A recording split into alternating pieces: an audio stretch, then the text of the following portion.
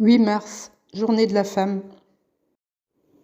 Anne Gaillard, journaliste française née en 1939, très en avance sur son temps, et attaquée en tant que femme. Elle entre à France Inter en 1971 et en est renvoyée en 1978.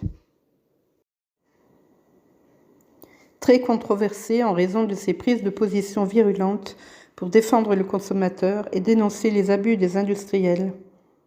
Elle raconte son expérience dans un livre autobiographique. Un combat perdu d'avance, 1981. Extrait 1. Radio France, Paris, le 11 mai 1978. Le directeur de France Inter à Madame Anne Gaillard. Madame, comme j'ai déjà eu l'occasion de vous le dire, notamment après la réunion du conseil d'administration du 25 avril dernier, je vous confirme que Radio France n'a pas l'intention pour le moment de vous demander de poursuivre votre collaboration au programme de France Inter au-delà du vendredi 26 mai prochain. Veuillez agréer, Madame, l'expression de mes sentiments les meilleurs, Pierre Vine. Extrait 2. C'était fini. On avait eu ma peau. C'était bien entendu tous les gens que j'avais gênés avec ce contre-pouvoir que je finissais par représenter. C'était le patronat, notre merveilleux patronat français, qui ne supporte pas d'être mis en cause, et en particulier un de ses vice-présidents, nommé Lepâtre, responsable des industries agroalimentaires. Le Canard enchaîné avait publié quelques mois auparavant une circulaire adressée aux adhérents de cette branche. Elle disait « Écrivez à Jacqueline Baudrier tout le mal que vous pensez de l'émission d'Anne Gaillard ». C'était peut-être aussi l'industrie des cosmétiques. Elle ne supporte pas qu'on dise qu'elle tire des abattoirs sa matière première de base, la graisse animale. C'était probablement les vendeurs de sucre, betteraviers et fabricants. Ils posent à l'abus d'un produit qui entraîne, selon certains médecins, caries dentaires et maladies cardiovasculaires, de celles-ci dues à la suralimentation qui tue un Français sur 4. Les matières grasses sont, si l'on peut dire, co-responsables, et avec elles ceux qui poussent à en abuser. C'était évidemment tous ceux qui, dans leurs articles, se faisaient les porte-paroles des intérêts menacés, mais de manière hypocrite, s'en prenant au ton, jamais au fond, comme s'il était possible de sortir le public de son hébétude, soigneusement organisée, autrement qu'en brisant les vitres du bon ton et du bon goût, ces mêmes journalistes qui allaient verser des larmes de crocodile sur mon sort.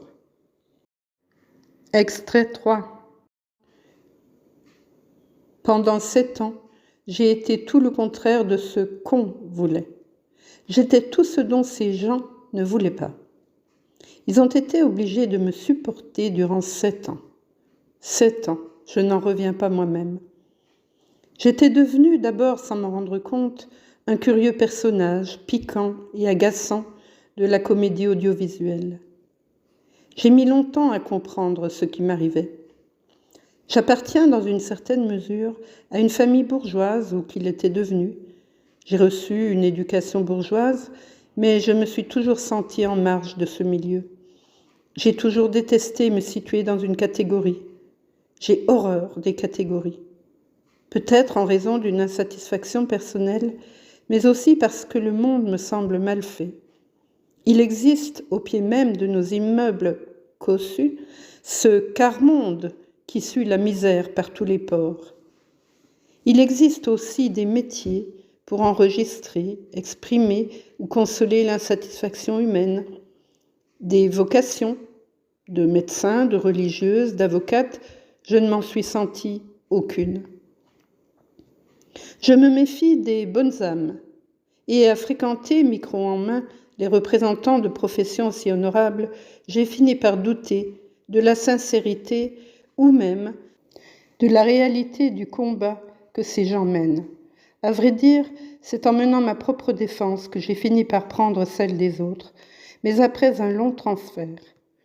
Au départ, je n'étais nullement concernée par tous les problèmes que j'ai agités. Il n'y avait en moi nul mouvement de révolte institutionnelle, simplement une saine horreur de l'injustice, d'une injustice que j'éprouvais un peu comme les enfants, si sensibles à la plus légère différence de traitement entre frères et sœurs. Extrait 4. J'étais le haut-parleur des gens qui se taisent, des gens qui ne gueulent pas, et qui ont pour cela une excellente raison, la peur de perdre quelque chose. Outre d'autres raisons, toutes bêtes, parce qu'ils ne savent pas comment et où protester, qu'ils n'osent pas, qu'ils n'en ont pas les moyens techniques et psychologiques, ou qu'ils se croient incompétents.